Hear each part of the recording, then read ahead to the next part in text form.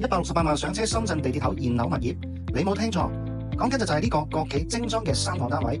如果可以接受到屏山嘅話，咁嘅性價比真係超高啦。先講交通，雖然地處屏山但係項目距離16號線石井地鐵站僅140米，5站換乘14號線30分鐘直達福田。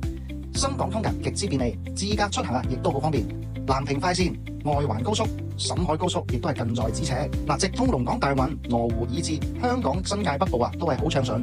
生活配套方面最殺食嘅就係學區，一路之隔就有2所名校，日後轉手都唔使擔憂。周邊菜市場小商場全部齊全，日常購物買餸完全係冇問題。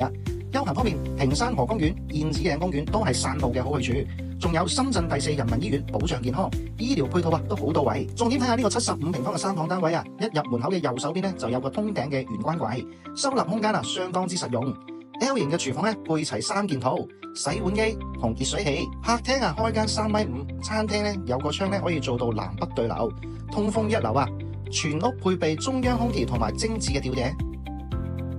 出嚟睇個露台城市景觀一覽無遺。